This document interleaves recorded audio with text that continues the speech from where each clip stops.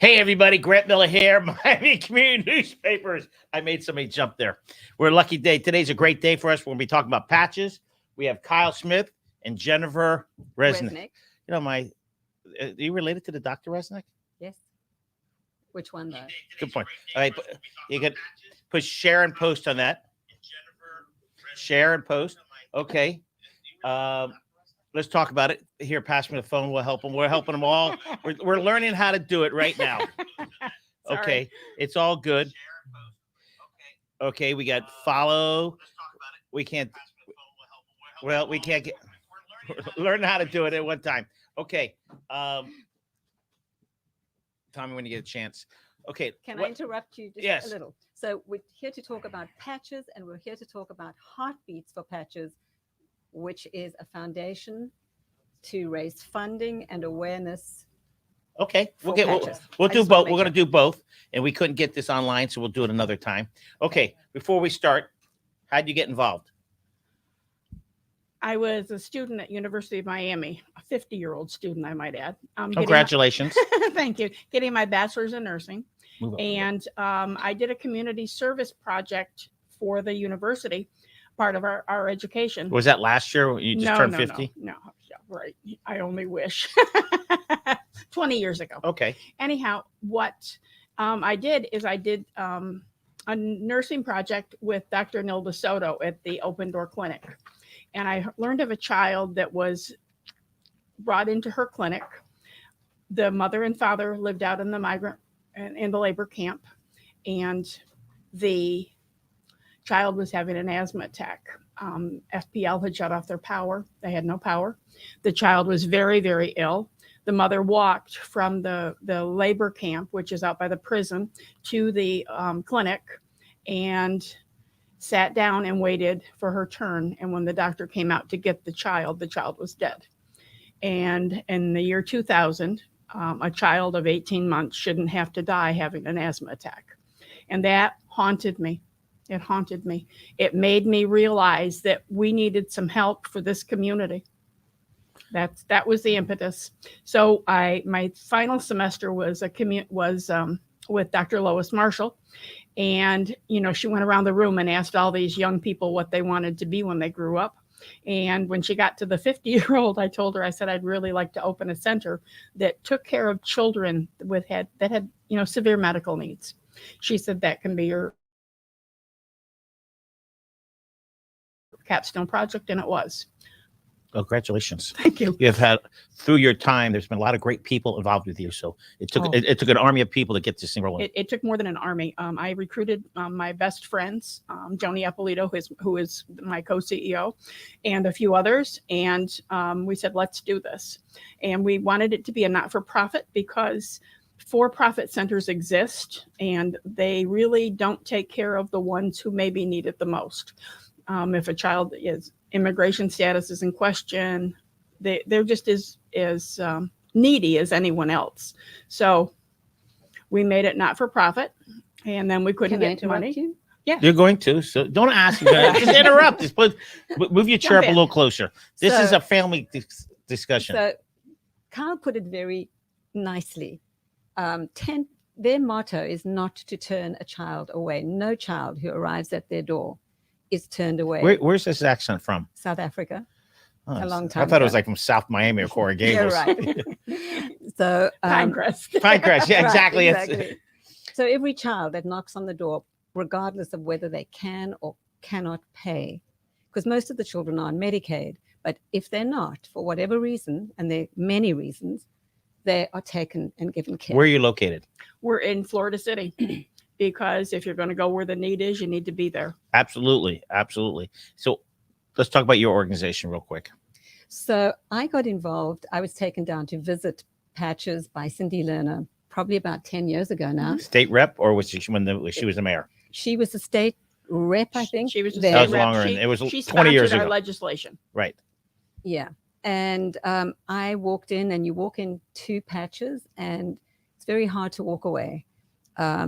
I hear if you've never been there, you cry. You cry.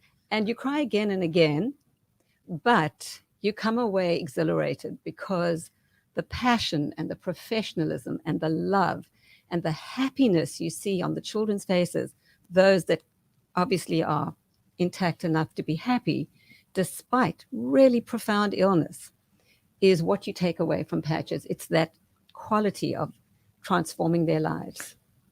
So, is it a clinic? Is it a hospital? No. And where did you come with the name Patches? From that movie? No. It's actually Pediatric Alternative Treatment Care Housing and Evaluation Services. It was what we wrote legislation for. What we wanted to do was a 24-hour unit that would take kids out of the hospital sooner, educate the parents, and how to care for those children, and then put them back into the community. We passed the legislation. We were funded. Jeb Bush signed it into law. And then ACA, who is our governing agency, kind of dragged their feet. ACA, what does that mean? Agency for Healthcare Administration. It's our overseer. And what they did is the legislation was signed in May. In July 1st, half of the funding went away. And then they never put the RPF together. So we ended up losing it. We went back to our lobbyist, who is Bob Levy. And Bob Levy said, let's run it again. And this time we were opposed by the nursing home industry. You know, there are very limited nursing homes that do take children, and those who do take them, keep them there. They don't discharge them. It's not their goal. So we decided to go with an existing license, which is the PPAC, which is Prescribed Pediatric Extended Care. And we opened in 2005 in a renovated a hotel in Homestead. Homestead then, yep. And we started out with 25 kids, and then we were up way past 25. So we moved to a bigger location, and we decided to get in the heart of it. So we went to Florida City. They've been wonderful to us. Otis Wallace, great mayor, great commission. Otis Wallace is the police chief. A huge supporter. Yep. And Shivers, the police chief, or was. No. Taylor, yes. You're right. Shivers is the other elected official. He's a police something. He's a commissioner, but all good. Okay, yeah. And they. How many kids do you serve each day? We serve right now, since the pandemic, our numbers are up around 65 to 70. Now our numbers are about 50. 30, we go 35 to 50. So these kids' parents have no insurance, no Medicaid, no Medicare. Some of them are insured. And those children, they're through Medicaid. Private insurance won't touch us. So we have to go only through Medicaid.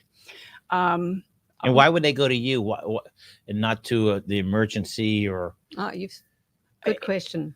It's because we are probably the best the best emergency room diverter that there is.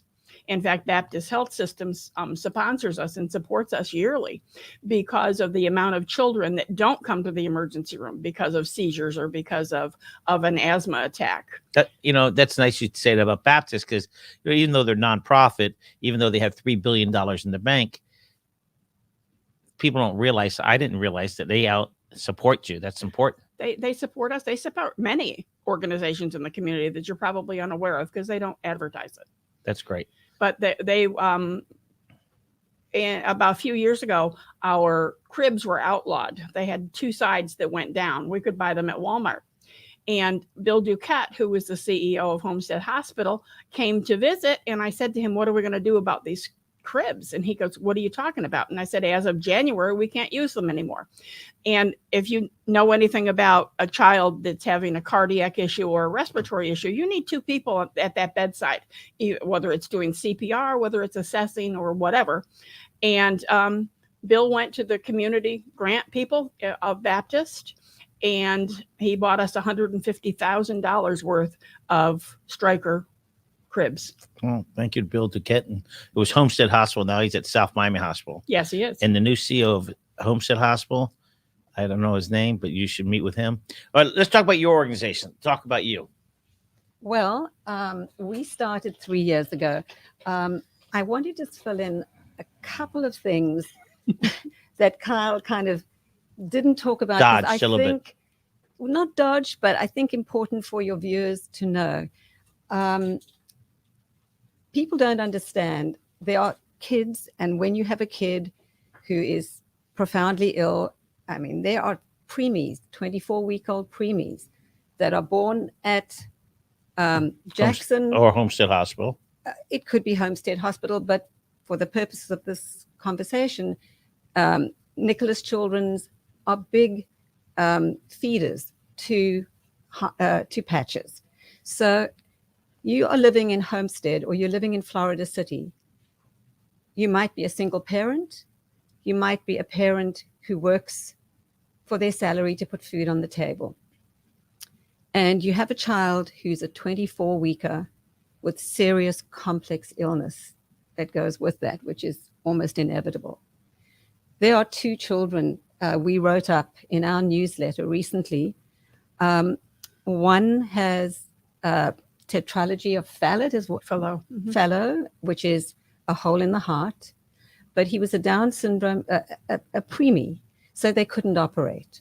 So the child stays in hospital. The mother, who needs to be with her family and needs to be with this baby, has to travel somewhere and somehow to get to Jackson, where this little boy was. That's downtown. Downtown, for the first 5 months of the baby's life. The baby almost dies. She goes through this journey that in the best of circumstances is harrowing for any parent. And she has to take care of her family. Once the child is discharged, thankfully, from the intensive care unit, what does the parent do? Where does the parent go with their child? How does she keep on working or supporting her family? And that is the profound role that Patches plays, because this little boy, his name is Josen, who's there now. So they can sleep, but they stay. No, it's a 12-hour unit. We go out at 6 o'clock in the morning with EMTs and paramedics, pick them up in vans that we purchased through grants, and they come back to the center. They're assessed by the nurses, and they get nursing care 12 hours a day. And the van takes them back home. Yes, we do. We take them back home. So the families could function a little bit because your organization's taking care of their child. Right. So in a safe environment. So, you can't just put a child that has a tetralogy of Fallot in a Wait, daycare. what word is that? Tetralogy of Fallot. It's a hole in the heart. Right. It's a 4 component problem with the heart. And so we take them, they can go to work or they can go to school or they can take care of their other children safely, knowing that their child's being taken care of. So you have an average, you said 50 now. 45 to 50 since the pandemic. Wow. And how do you raise money? So let's start with you. all right. So how we Go, Jen. right. So Don't get choked up. Speak out. Yeah, Speak it. Okay, so in my time visiting Patches, and the first thing that I felt needed to be done was to raise awareness of the existence of this absolutely vital component. And the way I see it is it's almost a triage between, say, Nicholas Children's Hospital, Patches, and the family and the survival of the child. Because once that child is out of the hospital and dependent on parents who don't have the financial means or even the understanding of how and what to do for that child is at risk, and it doesn't work. So that child may get the best surgeon, but what happens when the child goes home? So in my mind, there's this triage, and Patches is at the corner, at the center of all of this, in keeping this absolutely important, critical component of our community going. And we are answerable to the doctors in the hospital And as those well as the parents. Is it nurses or doctors in your facility? Nurses. We have 3 nurse practitioners, as well as regular RNs, LPNs, CNA, paramedics, occupational, physical, speech therapists. And they're all paid. Everybody's paid. So it's a tough organization because you're Medicaid. And then people like Jen who write our grants. God love her. so that's where we first started. We first started writing grants, and sorry, Grant. got So we started writing some grants, and we acquired some of the things that were really important to the functioning of Patches. Firstly, the buses. You have how many vans? Four vans. So we have four vans, 4 drivers, and 4 paramedics on the buses every day, twice a day. Twice a day and more. Plus, if the child has a doctor's appointment, suppose they need to go to Nicholas Children's for a follow-up appointment. That's an hour drive. Yeah. From down south. If you have a car.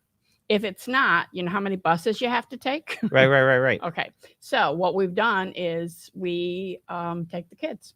We That's take what I'm the saying. child. It's from down south. It's an hour.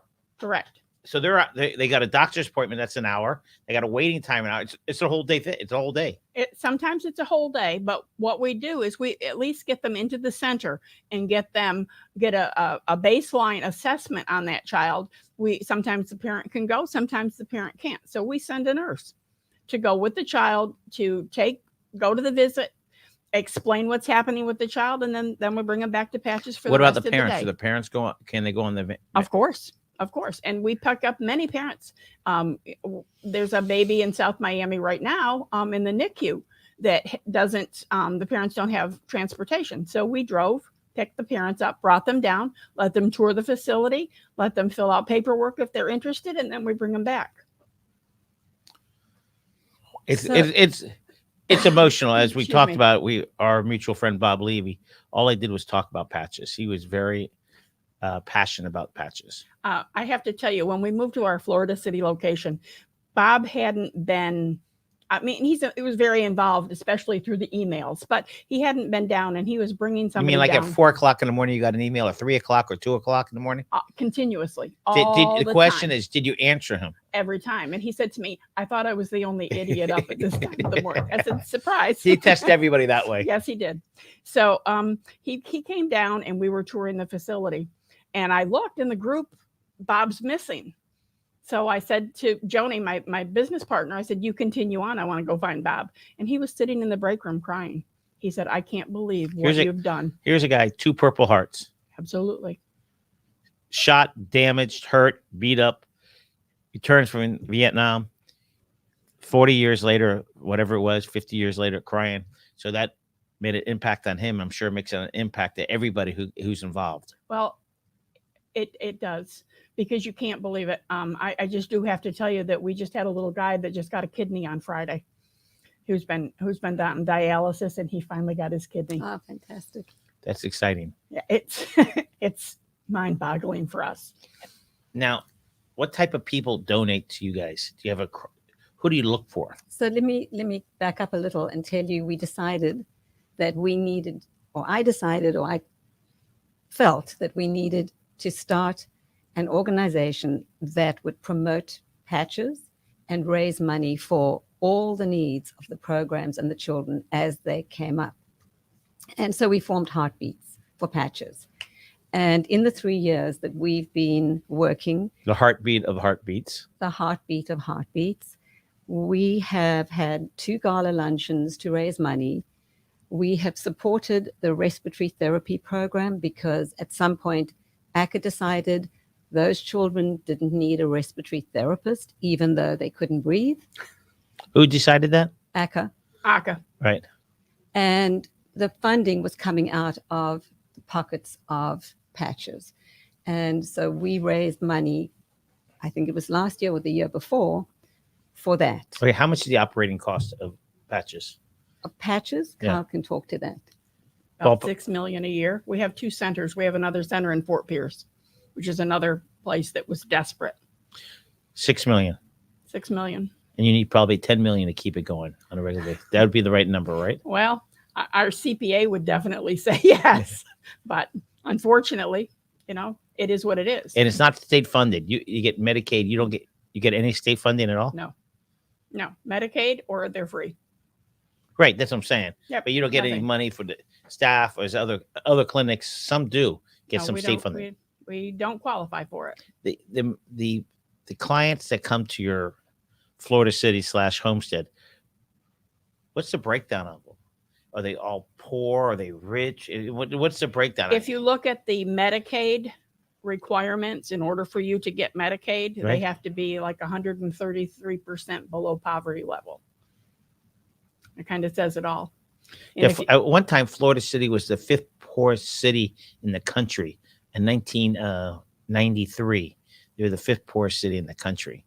So I know Florida City is growing and they're doing a great job, but it's still a poor community. It is. It's a very poor community, but And that's amazing people. You know, when you say Florida City, that's who's registered, live in homes. You don't know about all the migrants that are there, correct? No, we have many migrants. We have many migrant families. That Did the Garza's help you at all? The Mexican group down there? Garcia? No, Yeah. no. Okay. So, do you have events? Let's talk Right. about your events. I just also wanted to expand a little on who your clientele is, because it's not just Florida City. You go all the way. One of the positive outcomes of owning the buses was to be able to go and collect kids all over South Dade, including Key Largo, crossing state county lines. Right. So that was a huge difference. So now these children come from all over. They come from all over. Within a 20-minute drive. And that's a lot. One of the problems is Medicaid funds trips for children. And they're allowed 2 trips a day, but you can't cross county lines. And if they go to, if a Medicaid bus picked up a child and took them to Nicholas Children's for the day and brought them home, they couldn't bring them back to us because it would be over the 2-trip limit. So that's why we got our own buses. It keeps it simple. It does keep it simple. And, you know, Key Largo, there's 1 pediatrician in the entire area. How many employees are there? We have over 100 between both centers. Wow. We actually sometimes have more staff than we have kids, but it's necessary. Right. Just do the paperwork. It's necessary. Yeah. And we're launching our new EMR system this What's week. that? Electronic medical records this week. Wow. It's a hair pulling event. Absolutely. So what event do you have coming up? So what we have coming up is our 2nd annual golf tournament at Key Biscayne at Crandon Park. And we're really excited. I think it's going to be a fabulous event. How many people have signed up already? Well, if everybody would say that they were playing, we have wonderful sponsorships. We think we have over 100, between 100 and 120. So we're either going to land up with an enormous amount. What day is that? It is October 27th, Wednesday. Have you ever seen that golf course? It's beautiful. It's It's magnificent. It's private or public. It's one of the best in South Florida. Right. It is beautiful. And so if there's anyone out there who wants to play, they should. You don't have to play. You can just pay for the hole. Pay for the hole. Right. You don't have to show up. In fact, better yet, Yeah. right? Just pay. Pay for the whole, because the money's going to an amazing cause. Is your event after, or is it just golf? No, it's golf and lunch, and What's for lunch? Anything good? yeah, I'm sure it's going to be great. I mean, they don't give us anything that isn't great. It's brilliant. Yeah. Well, we have the web page going across. Learn more about it. Right? Heartbeats for Patches. Right. I really appreciate you ladies coming. I say down here, but for you guys, it's up here. But you guys have done great work in the past, and you guys are going to continue doing saving lives, right? Yeah. And miracles happen where we are. You know, Miracle a day. You know, Nicholas Hospital says, I guess that's their slogan, miracles. But you guys are really doing the miracles. We're working very hard to do it. We have a spinal bifida that walks, and that's pretty much unheard of. And the day that she stood up and walked, there wasn't a dry eye in the building. So what was you're at UM? Getting at 50, you went back to school. What kind of degree did you get? A bachelor's of science in nursing. I was already a nurse. I've been a nurse since me and Florence Nightingale were tight. Almost. Now I was a nurse since 1969. Where? New York. Oh. And I worked in a peds intensive care unit. My brother was a nurse. Really? Yeah, the one who walked you around. Mike? Wasn't he so calm and collected? Yeah. Well, we could recruit him. I don't think he kept his license updated. Never lose your license. You never know. You never know. I appreciate it. If you ever need anything, you're welcome to come back. We'll talk about it. The golf tournament's when again? October 27th, October. Wednesday. So you're the heartbeat of the heartbeats. Heartbeat of the She heartbeats. is. Yeah, for Patches. And you bring us miracles every day down there. Miracles happen every day. All right. I thank you very much. Let's look at that Thank camera you. out there and let's say goodbye to everybody. See you guys Thank later. you. Bye. Thank Bye. you.